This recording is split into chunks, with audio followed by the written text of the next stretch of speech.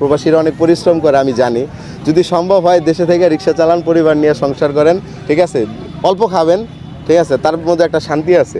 But প্রবাসীরা যে মানে শান্তিতে থাকে বিষয়টা এমন না, আপনারাও কিন্তু কষ্ট করেন অবশ্যই। বাট দিন শেষে কি হয়, একজন প্রবাসী যখন শরীরে জ্বর হয় তার, সে কিন্তু কি মানে ওই তার মাথায় পানি দেওয়ার মতো মানুষ থাকে না। তো এটা কষ্টের বিষয় না, দুনিয়াতে বাঁচবো কয়দিন আমরা, যদি এতটা কষ্ট যদি আমরা। তারপর আবার আমাদের প্রবাসীগত আবার একটা অবদান আছে এখানে, যদি আমরা প্রবাসে না থাকি তো আমাদের অবদানটা বলি, অবদান তো কেউ স্বীকার করে না, স্বীকার করে এটা ভুল। সেটা বলছি, আজকে মনে হয় দেখেন আমরা যদি বাংলাদেশে যদি টাকা না পাই, কিন্তু আপনার মানে যে ডলারটা আছে, ডলারটা কিন্তু আমরা সংকটে থাকে, বাংলাদেশ সর্বদাই ডলার সঙ্গে। এই ডলারের জন্য আপনাদের যে মূল্যটা, আমি ডলারের কথা বলতেছি না ভাই, আমি বলি শুনেন, ডলারের কথা না, দিন শেষে আপনার কথা বলেন।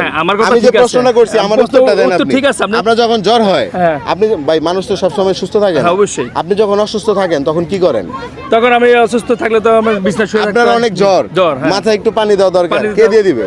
আমার নিজে একটু কষ্ট করতে হইবে, নাহলে আমার সঙ্গী আছে, বন্ধু বান্ধব আছে, তারা সব সময় থাকে না, সব সময় থাকে না, ঠিক আছে। তারপরেও তো মানবতা আছে, আমাদের প্রবাসী মানবতা আছে, সবকিছু ঠিক আছে।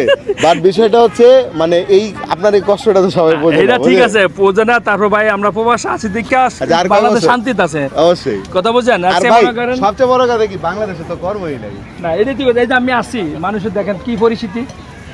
আচ্ছা, আমি আপনার আরেকটা বিষয় বলি, শোনেন, আরেকটা বিষয় বলি, সেটা হচ্ছে এই আমরা আসলে মানবিক কাজ করতাম 2017 থেকে 21 পর্যন্ত। আমরা যেটা করতাম, অনেক মানুষ যারা অসুস্থ, যারা হচ্ছে টাকার অভাবে চিকিৎসা করতে পারে না, ওদের ভিডিও করতাম, ওদের মোবাইল নাম্বার দিয়ে দিতাম, বিকাশ নাম্বার দিয়ে দিতাম। বিশ্বাস করেন, বাংলাদেশ থেকে যদি একজন মানুষকে হেল্প করে টোটাল 5,000 টাকা, প্রবাস থেকে মানুষ ওই মানুষটার হেল্প করছে টোটাল 5 লাখ টাকা। তাহলে এবার আপনি বুঝতে পারতেছেন।